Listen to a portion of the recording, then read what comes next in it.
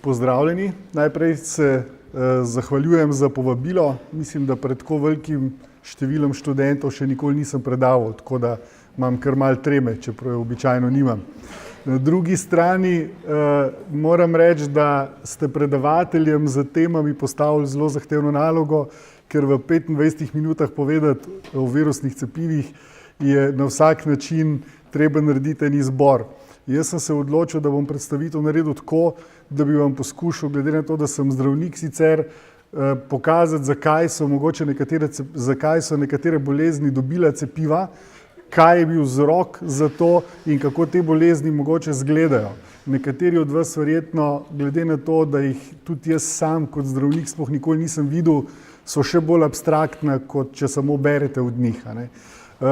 Nekatere pa tudi smo videli, imam tudi kakšno sliko za pokazati. Vsekakor ne moremo narediti v 25 minutah vsega, kar bi bilo, kar bi se dalo. Glede na to, kar sem videl pa na programu, pa mislim, da je tukaj večjih strokovnjakov od mene v smislu imunologije, ki vam bodo lahko boljše razložili. Mislim, da boste imeli lepo predavanje tudi o zgodovini, mimo katere pa pravzaprav ne moremo. Kar se viroloških cepiv tiče, nekako po tem, kako so pripravljeni, lahko razdelimo na živa, oslabljena, inaktivirana in rekombinantna. Tukaj sem tudi napisal, katera so. V bistvu je tako, da če rečemo živa, moramo dajati že narekovaje, veste sami, tudi na predavanjih se včasih pogajamo, so virusi sploh živi ali niso, veste, da nimajo metabolizma, ampak jemljimo to kot sposobnost razmnoževanja. Se pravi, živa cepiva vsebujejo viruse, ki so se sposobni pomnožiti, inaktivirana pa ne bi imela take, kjer to več ni mogoče. Rekombinantna, pa sami veste, so sestavljena iz delcev, ki so narejeni z rekombinantno tehnologijo. Tega gospoda verjetno poznate, a ne? On je v bistvu bil tisti, ki je izvedel, pravzaprav lahko rečemo, prvo vakcinacijo, vse uradno, čeprav če greste brati zgodovino, mogoče bo dr. Slavčeva, ki je več povedala, tudi pred Jennerjem, je že povedala, so bili tudi še drugi pred Jennerjem, ki so v bistvu to znali narediti, a ne? Ampak seveda nekdo dobi na koncu kredit, tako je pač v znanosti. Krive so bile seveda ženske, Jenner je opazil, da v bistvu so imele mlekarice, ki so delale z kravami in so dobile kravje koze zaščito pred črnimi kozami, ki so se takrat v epidemijah pojavljale, in on si je drznil v bistvu inokulirati enega otroka, ki z materialom obolele ženske in ga potem celo variolirati. Variolacija pomeni, da mu je upihnil ali pa v bistvu vcepil pravi virus črnih koz in ta otrok seveda kasneje ni zbolel. To vidite, kdaj je bilo, to je bilo leta 1796, no in slabih 90 let zatem se je pojavil še en, ki je bil, bom rekel, še bolj pogumen, pa še manj kvalificiran po izobrazbi, ker je bil kemik, ne zdravnik, in si je upal v otroka, ki ga je ugriznil pes, mislim, da ste videli tudi na televiziji en lep film, ubrizgati cepivo, takrat, ko v bistvu virusi sploh niso bili znani, ampak imel je zajčjo hrbtenjačo, ki jo je posušil, na njih pa je propagiral pravzaprav nekaj, kar je dobil od obolelih psov, se pravi virus stekline, in to je ubrizgal v otroka. In tudi ta je bil rešen, mislim, ni zbolel za steklino. Seveda si lahko predstavljate, kako nevarno je bilo tako, približno tako kot na tej sliki, ki prikazuje, kako so pravzaprav za ves čas skoraj kampanje eradikacije črnih koz pridobivali cepivo. Tako da so v bistvu inokulirali teleta tu na stegnu in potem iz teh lezij, ki so se razvile na živali, potem dobili virus, če temu tako rečemo. V bistvu je bilo pa to mešanca seveda živega materiala. Zdaj ni dovolj časa, mogoče je dr. Slavčeva to pokazala, z dvorogo iglo se napika koža, z suspenzijo živega virusa, ki se mu reče virus vakcinije. Tu je še bolj zanimiva zgodba za virus vakcinije. Če je Jenner inokuliral kravje koze, danes sploh ne vemo, od kod je prišel. Vemo, da ni zanesljivo iz kravjih koz, lahko bi bil hibrid med kravjimi kozami in črnimi kozami, mogoče celo konjskimi kozami. Skratka, misterij je popoln, namreč virus vakcinije, s katerim smo črne koze izkoreninili, ki je soroden virus, ne pa enak, je tudi svoj fenomen, a ne v celi vakcinologiji, ker s sorodnim virusom iztrebite nek drug virus. To je bilo zelo nevarno cepljenje, v bistvu stranski učinki so bili hudi, tudi smrtni primeri pri 1 na milijon, najbolj problematični je bil encefalitis, pa še ena druga stvar je bila, te lezije, ki jih tukaj gor vidite in jih je vsak imel, jaz sem še generacija, ki imam, pa vaši starši, verjetno tudi še kdo, na rami, so posledica teh krastic, ki je bila v bistvu živa inokulacija živega virusa. Ampak ta virus je bil tudi prenosljiv na druge ljudi. Se pravi, to mesto, dokler se to ni zacelilo, je bilo kužno, to se je lahko zaneslo na oči in to je povzročilo v bistvu potem lahko tudi resne stranske učinke ali pa sekundarne infekte. Veste, da v bistvu so črne koze eradicirane, verjetno boste to danes na več predavanjih slišali, pa vseeno, če se odločimo neko bolezen eradicirati, morajo biti neki javnozdravstveni razlogi, ali je to zelo huda bolezen, ali visoka incidenca, smrtnost seveda, če je tudi. Zato, da nekaj eradiciramo, ne sme biti živalskih rezervarjev, ker na živali, bolezni, ki jih prenašajo komarji ali glodavci, to je v bistvu nemogoča misija, da bi jih iztrebili. Če je samo človek, potem ljudi mogoče še uspemo dobiti dosti skupaj, da to lahko naredimo. Dobro je, če je dolga inkubacijska doba, da bolezen ni prenosljiva med inkubacijo, potem, da se da primere odkrivati in tudi izolirati, se pravi, da so primeri, če se le da, klinično jasni in pa seveda, da kontakte tudi lahko vakciniramo in izoliramo. Zakaj je eradikacija črnih kos uspela? V bistvu, oziroma timeline tega je bil tako, da je leta 1977 bil zadnji endemični primer v Somaliji, leta 1978 je bil žal še en laboratorijski primer v Angliji, kjer je zaradi napake v laboratoriju umrla fotografinja, ki je imela svoj laboratorij nad tem diagnostičnim oziroma raziskovalnim laboratorijem in leta 1980 je Svetovna zdravstvena organizacija razglasila črne koze za iztrebljeno bolezen. Ampak cepivo za to imamo še danes. In nekaj let nazaj, ko so bili ogromni govori o bioterorizmu, so začeli v Ameriki vsaj cepiti tako imenovane first responderje, kot so gasilci, policisti in zdravniki na urgenci. In takrat v bistvu so ugotovili, da to delajo z cepivom, ki je tako staro in tako nevarno in ima toliko stranskih učinkov, da bodo mogoče samo s cepljenjem naredili več škode, kot bi eventualna korist bila, če bi se črne koze spet pojavile. Ampak takrat, ko so se črne koze eradicirale, so se morali tudi odločiti, kaj bodo naredili z virusom. In takrat so bili vsi zelo, predvsem tisti, ki so to kampanjo vodili, naklonjeni temu. Mislim, da je gospod Henderson, ki je bil glavni v tem, je ravno letos umrl, bil je precej star, čez 80 let in je v bistvu bil glavni, ki je priporočil, da bi viruse uničili. Se pravi, če viruse uničimo, potem ni več možnosti, da bi se z njimi srečali. Ampak poglejte, ta odločitev, da bi to uničili, je bila leta 1986 sprejeta, da se bo zgodilo leta 1993, ni se. Na 2 mestih na svetu se ta virus še zdaj hrani, en je v Rusiji, en je v Ameriki, da imamo pač oba bloka uravnotežena, ampak problem je pa v tem, da v bistvu se to ni zgodilo, potem je bilo večkrat predstavljeno na skupščini Svetovne zdravstvene organizacije, vsako leto se o tem pogovarjajo, a bi ga že uničili, a ga ne bi, in to je trajalo tako dolgo, da so leta 2014 našli v enem laboratoriju, eni pozabljeni skrinji, na mestu, kjer ta virus ne bi smel biti, še nove izolate, ki so bili seveda sposobni razmnoževanja. In to je v bistvu še dodatno prililo v bistvu tem, ki zagovarjajo, da naj se to ne uniči, ker je treba delati raziskave, ker je treba virus še raziskati. No, dodatno je celo stvar zakompliciralo dejstvo, da so seveda vmes molekularci tako dobro napredovali, da lahko virus naredijo de novo. Se pravi, tudi če tega pravzaprav uničijo, lahko naredijo novega z tehnikami molekularne biologije. Toliko je o njem zdaj znanega. Tako da to je zdaj tako vroče vprašanje in ni videti, da bi se to pravzaprav karkoli uredilo.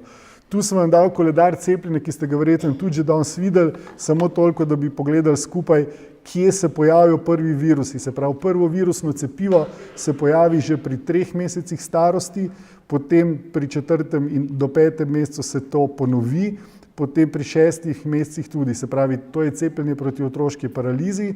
V starosti 1 leta je otrok cepljen z, danes bomo rekli, prvimi živimi virusi, ker se za polio ne cepi več za živimi virusi, to so ošpice, mumps in rdečke.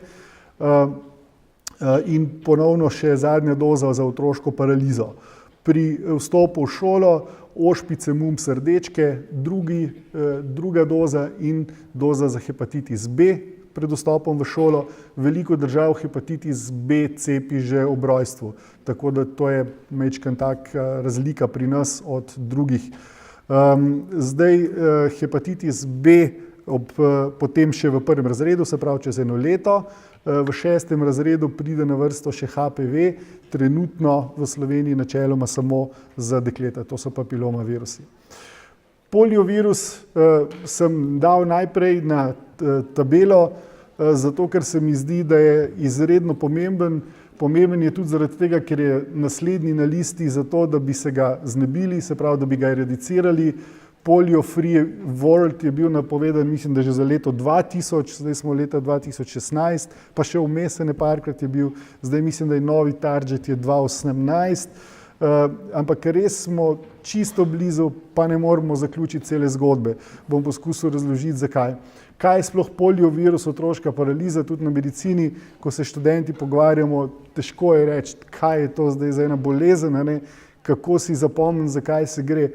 Mislim, bolezen je zanimiva tudi zaradi tega, ker to je strašno nalezljiv virus, je enterovirus, ki se razmnožuje v črevesnih celicah in ga je seveda povsod veliko, okuženi ga izločajo veliko, ampak klinična slika je pa pogosto zabrisana ali je sploh ni. Se pravi, zboli vsak komaj 100 ali 200 z paralitično obliko bolezni. Obstaja še ena oblika, ki rečemo bulbarna paraliza, ki ne prizadene samo udov, paraliza pomeni ohromelost, ki pa prizadene potem tudi mišice trupa in to irreverzibilno, kar pomeni, da včasih, ko ni bilo pomoči, se je tak bolnik zadušil, umrl zaradi odpovedi dihalnih mišic, v bistvu pa prizadene virus motorični nevron in mišice pač odpovejo.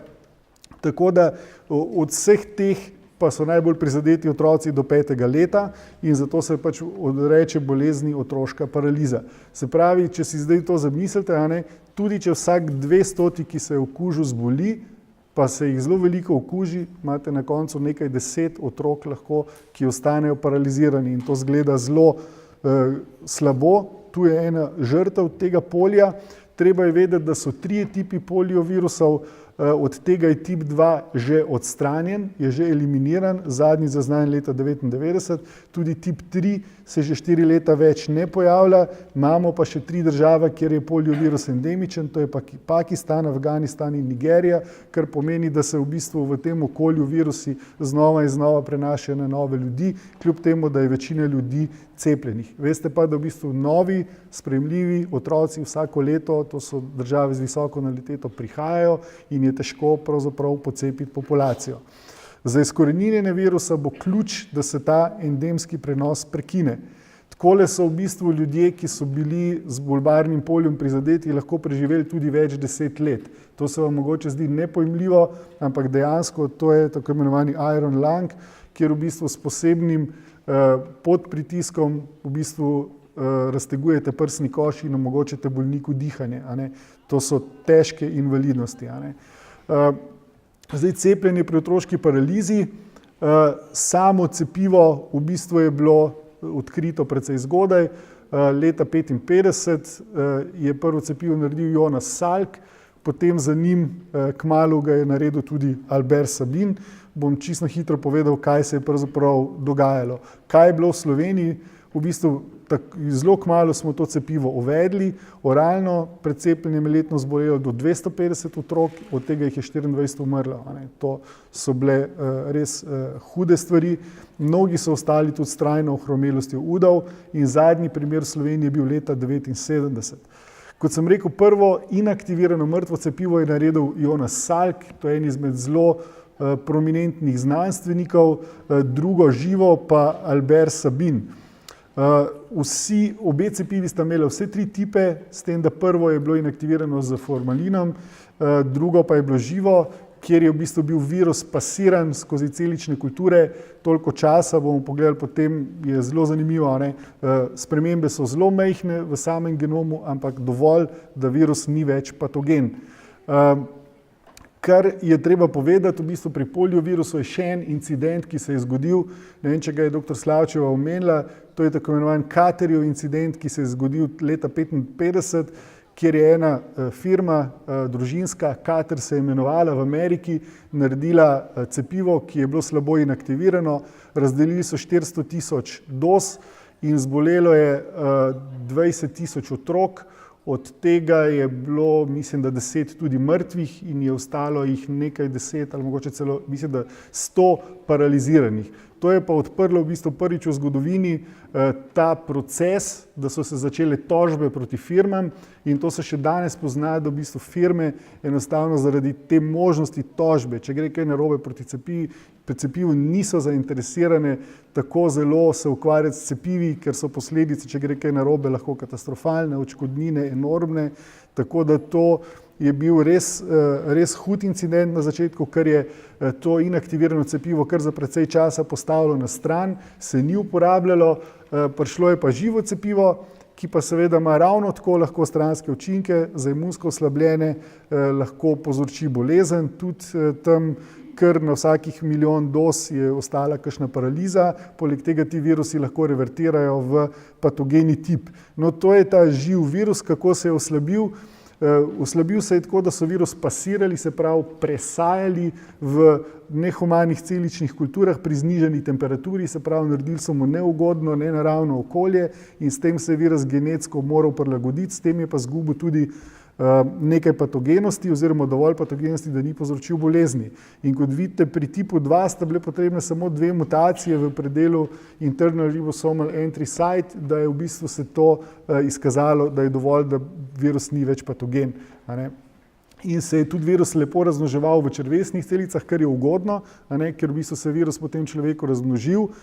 Ta živo cepivo ima še to prednost, da cepljeni ljudje ta virus izločajo v okolje, če so to otroci, pa če so to slabe higienske razmere, se okužijo s cepilnim virusom tudi tisti, ki cepljeni niso bili in se nekako pasivno prenese še na druge ta korist cepljenja. Tako da tole je situacija zadnja, ki jo vidite, še zmeraj imamo tu, vidite v Pakistanu in Afganistanu in Demsko, tukaj ga je pa zelo malo, leto 15 je bilo zelo uspešno, ocenjeno kot zelo uspešno, bilo je najmanj primerov polija takoj za letom 2012, ko je bilo najboljše leto pred tem. Tako da so na dobri poti, ampak žal ni časa, da bi vam razlagal, tu je res so take stripovske variante ali pa skoraj kot kriminalke v Pakistanu. Zakaj je tak problem? En od razlogov je tudi političen. Takrat, ko so lovili Osamo bin Ladna, v bistvu so talibani naredili v bistvu kontrapropagando proti temu, da Američani s tem cepivom sterilizirajo otroke, da se ne bodo mogli razmnoževati in je potem v bistvu skozi ideološko prišlo do resnega odklanjanja cepljenja. Tudi en od teh, ki je bil odgovoren za to, da so lahko potem tega terorista prijeli, je v bistvu izvajal neko cepljenje in grozno. Tudi te delavce, ki so cepili, so jih pobijali celo potem v teh kampanjah. To je načrt, kako se bomo znebili polija. Vidite, da smo zdaj tule nekje, Lest OPV, se pravi z letošnjim aprilom se je nehala uporabljati oralna vakcina, uporabljala se bo samo še inaktivirana in to dvovalentna, kjer bi v bistvu krili 1 in 3, zato ker ne vemo, če bi se mogoče še kje najdla tista trojka, povedal sem v 2012 sicer več ni. Skratka, treba bo vzdrževati precepljenost še nekaj časa in predvsem, ker bo bistveno tudi monitoring, da vidimo, kaj se v tem dogaja. Zdaj, to najbolj razvpito cepivo, od katerega mogoče tudi največ kontroverze, je to trojno cepivo OMR ali MMR, mu rečejo, gre za cepivo, ki vsebuje 3 recimo žive viruse, ošpice in mumps, vzgojene na celicah piščančjih zarodkov, virus rdečk pa na človeških diploidnih pljučnih fibroblastih. To so živi oslabljeni virusi, se pravi se v človeku, ko pridejo, tudi razmnožijo. Zakaj mumps? Mumpsa verjetno niste videli, jaz ga nisem videl nikoli. V bistvu je to okužba dihal v osnovi, ki se pa širi v vratne bezgavke, pride do viremije. Tarčni organi so pa žleze slinavke, pankreas, jajčniki, moda, možganske ovojnice. Mumps je bil v preteklosti dostikrat vzrok za neplodnost pri moških, nekaj malega tudi pri ženskah. če so bili jajčniki prizadeti, predvsem pa eno stvar, ki v bistvu jaz sploh nisem nikoli videl, ampak kolegi pred mano pa še, ki so še na inštitutu, da je bil mumps v bistvu zelo pogosto vzrok za encefalitis oziroma meningoencefalitis, ker je v bistvu postinfekcijski encefalitis lahko, se pravi, je virus nevrotropen, spada pa med paramiksoviruse enako kot ošpice. Takole zgleda, enkrat študentom pravim, za mumps sem nekje prebral v ameriškem učbeniku za študente, kako veš, da ima otrok mumps, tako da ga vprašaš, če je pojedel frisbee in če reče, da ga ni, potem ima mumps. Tako da takole zgledajo ti revčki. Takole je zgledala epidemiologija mumpsa v Sloveniji, se pravi, ko se je cepivo zares uvedlo in se je dosegla precepljenost populacije, pravzaprav vidite, ekstremno hitro se je zmanjšala pravzaprav obolevnost. Ošpice so ena izmed najbolj nalezljivih znanih bolezni, res hudo nalezljive, aerogeno, in tudi, ker pri ošpicah dostikrat pozabljamo, ko mislimo, da gre za neko bolezen. Jaz starejši kolegi, ki so še ošpice preboleli, se jih čisto vsak spomni, pravi, da je bilo to značilno, da so ležali v temi, ker imajo fotofobijo, pa tudi glavobol je bil verjetno, in takrat, dokler ni bilo cepiva, so bile redne epidemije. Skratka, ni bilo človeka, ki bi se ošpicam skoraj izognil, kar smo tudi videli, ko smo delali serološke preiskave, takoj, ko imate človeka nad letnikom 68, oziroma se pravi, če je starejši od tega, potem pravzaprav skoraj ni človeka, ki ne je imel protiteles proti ošpicam in to zelo visoke titre. Nekaj, kar se zelo bojimo, tudi v Sloveniji smo imeli lasten primer, ki je bil res žalosten, punčka, ki je umrla 7 let stara zaradi tega smrtnega zapleta, to je tako imenovan SSPE, subakutni sklerozirajoči panencefalitis, ki se pojavi nekje 5 do 7 let potem, ko otrok preboli ošpice. Sicer ni tako zelo pogost zaplet, ne bi bil 1 na 10 tisoč po prebolelih ošpicah. Problem je samo to, da je ta incidenca veliko višja, če se otrok okuži kaj še do 1 leta. Se pravi, tam je pa ta incidenca lahko celo 1 na 1000 ali celo 1 na 500. In ta nesrečen otrok, ki je bil v Ljubljani, se je okužil na pediatrični kliniki, kjer so bili pacienti z ošpicami. Otrok je bil pa takrat star 10 mesecev in hospitaliziran zaradi čisto druge stvari. Tako da pri 7 letih, ko je mogel iti v šolo, so se pa začeli pojavljati nevrološki zapleti, psihiatrični problemi in tako naprej. In mislim, da je trajalo 1 leto, kjer so res poskušali narediti vse, kar je bilo mogoče, ogromno denarja porabili, intratekalni interferon za terapijo, ampak ni se dalo nič pomagati. Bolezen je 100% smrtna. Gre pa za defektno replikacijo virusa v možganih. Skratka, tukaj je graf, ki ga vidite, mislim, da tlele je majčkeno preveč sploščen. Ne vem, zakaj je uraden podatek od IVZ-ja, ampak tle smo mi že imeli 2010-2013 malo epidemij z ošpicami, tako da v resnici zdaj vsake toliko časa pride new introduction. Precepljenost z ošpicami je zdaj tam okrog 90%, tako da to je kar že na meji, ko še lahko vzdržimo mogoče brez resnih epidemij. Potem virus rdečk, ta tretji v tem cepivu. V bistvu to je bolezen, ki je razširjena po vsem svetu, gre za, če rečemo, trivialno bolezen otrok ima malo izpuščaja in v bistvu nič kaj hudega se mu ne zgodi, mogoče so kakšni sklepi prizadeti. Zakaj pol cepimo proti rdečkam? To najbrž veste, to je najbolj teratogen virus človeka, se pravi v bistvu, če se z njim okuži nosečnica v prvem tromesečju, bodo posledice lahko, posledice za plod gotovo bodo, ker je skoraj 90% možnosti, da bo plod okvarjen, če se to v prvih 3 mesecih zgodi. Tukaj sem vam dal en citat iz Lanceta, problem je, da teh bolezni klinično večina klinikov sploh nikoli ni videla, ker v razvitih državah to ne kroži, pač pa mislim, da moramo biti zelo pozorni na to, glede na migrante, ki prihajajo v takih količinah iz razmer, kjer je jasno, da cepilni programi ne morejo delovati. Če to pride v takem številu, potem je treba tudi poskrbeti, da bodo vsi precepljeni, sicer bomo to videli še naprej. To tveganje, kot sem omenil, je precej večje, če se to zgodi v prvem trimesečju, sicer se plod okuži lahko tudi čisto v zadnjem trimesečju, ampak posledic ni. Virus je teratogen, se pravi v tem prvem stadiju, ko gre za organogenezo, se pojavijo v bistvu hude stvari, kot je gluhost, napake na srcu morfološke, potem napake na možganih, purpura in tudi katarakta oziroma siva mrena oziroma glavkom. No, ta otrok se je rodil v Ljubljani in to mislim, da 5 let nazaj, kar je žalostno, in je treba biti pošten, rodil se je mami, ki je bila 2-krat cepljena. Tako da cepivo ni 100%, čeprav v tem morate zelo dobro brskati po kakšnih bazah, da najdete kakšen opis tega. Zelo verjetno je pa mamo, čeprav je bila cepljena, med nosečnostjo okužil partner. Nekaj caseov je, en je bil v Nemčiji, kjer je tudi tako nosečnica okužil njen partner, ki je prišel kot vojak iz Afganistana in se je verjetno tam okužil.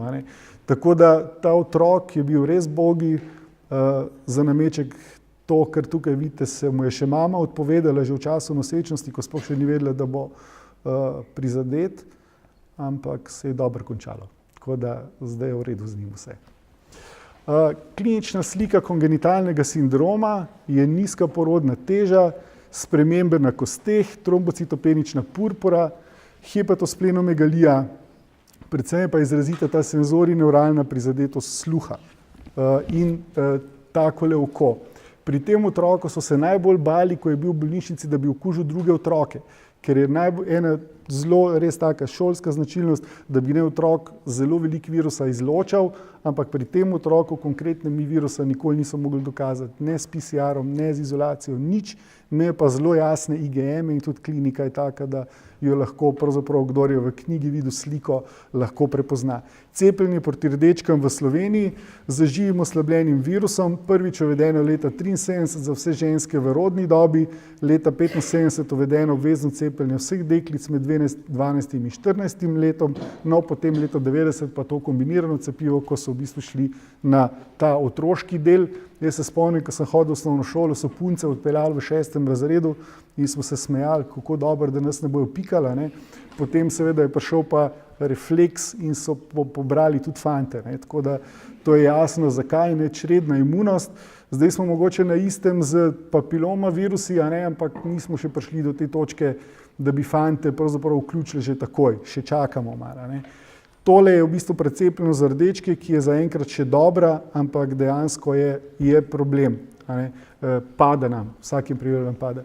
Papiloma virusi, veste, ti so bolj novi, veliko vas je žensk, tako da ste se verjetno že srečali z možnostjo tega cepljenja.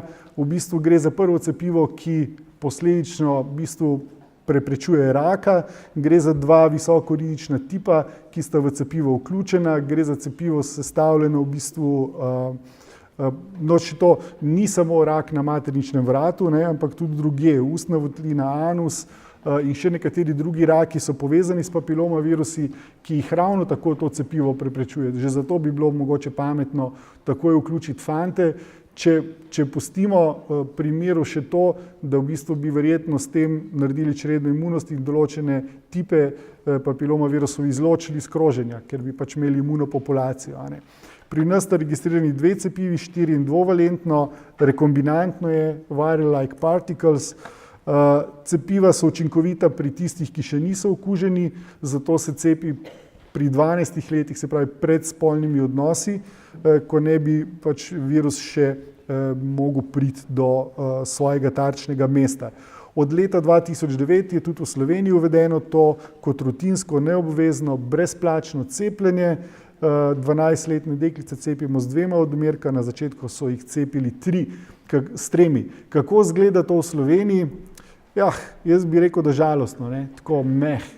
To ni nekaj, na kar bi bili ponosni, je odraz stanja, kjer ljudem ponudite nekaj zelo učinkovitega, pa potem zato, ker kampanjo ne vodimo dosti agresivno, da bi ljudem res razložili, zakaj se gre. Imamo to bogo precepljenost, ki je manj od 45%, kar je še bolj žalostno, da z leti pada. Najslabša je ravno ljubljanska regija, ki ima komaj tam okrog 30%.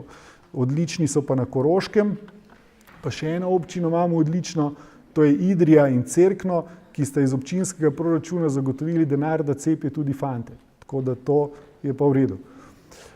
Tukaj imamo pa v bistvu pregled nad svetom, se pravi, kar precej držav je že uvedlo, sicer z leti, vidite se jih še več, ampak imate pa tudi seveda velike areale, kjer pa tega ni.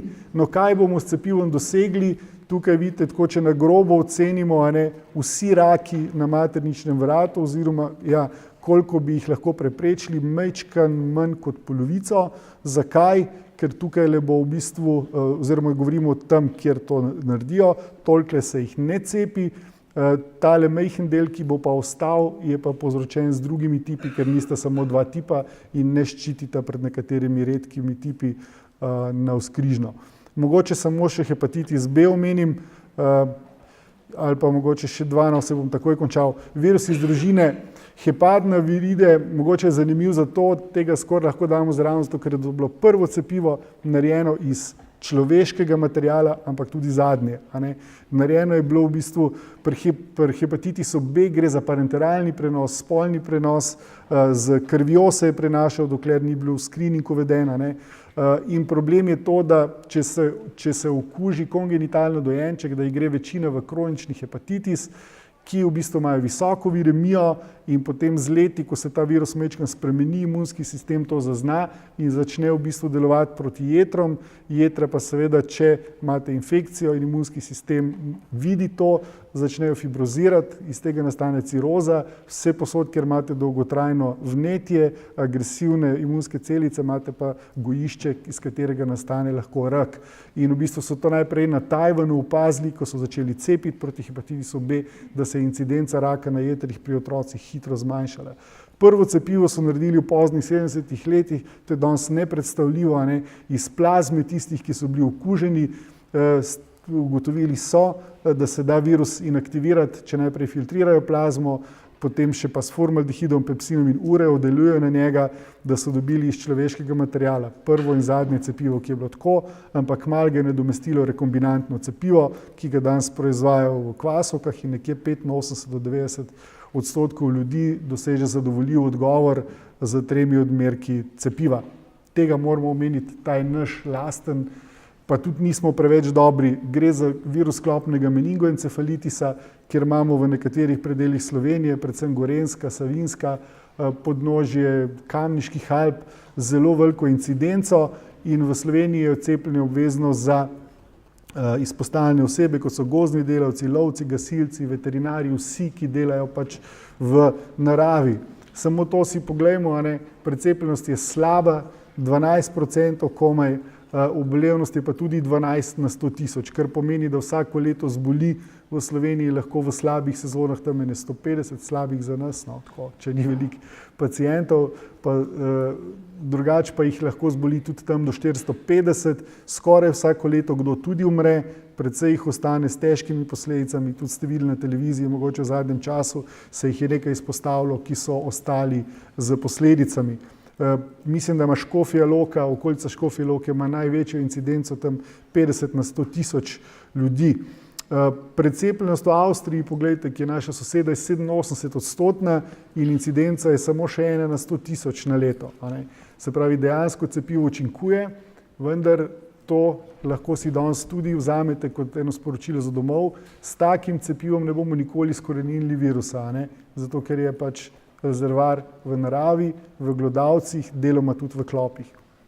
Ta je pa res zadnji. Virus varičela zoster, imamo možnost cepiti v bistvu z enim cepivom proti 2 boleznim. Prva bolezen so norice, druga je pa herpes zoster. Če dajete isto cepivo v višjem odmerku, je tudi poseben pripravek, lahko preprečite precej težkih zostrov, ne morete vseh, jih pa lahko kar precej, mislim, da več kot 50-60%, zdaj se tudi eno novo cepivo še razvija, ampak drugače pa na zahodu precej držav cepi, vse ne, Anglija recimo ne cepi vseh otrok,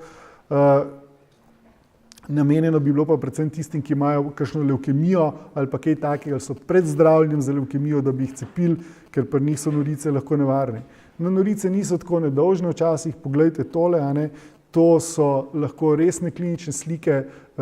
Jaz mislim, da lahko se sami vsak odloči, kdo bi se cepil, rabite 2 dozi, ampak mislim, da stane ena tam 70 €. Tako da za norice ni poceni cepivo, seveda pa ni poceni, če je mamica doma 10 do 13 dni. Ne? To pa tudi stane. Ne?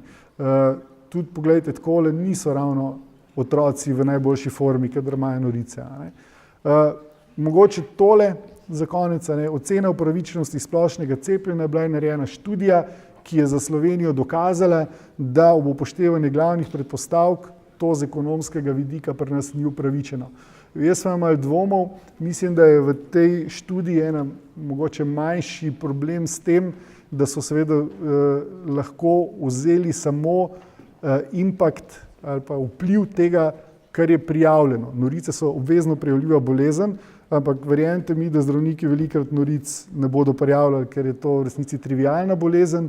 Pa še ena druga stvar je, da v Sloveniji, to pa so ocenili v tem članku, zelo veliko staršev niti ne gre vprašati zdravnika za nasvet, kaj narediti pri noricah. Se pravi, tam pa ne morete nič več registrirati. Se pravi, potem morajo gledati samo še seroprevalenco oziroma oceniti, koliko je res kliničnih primerov.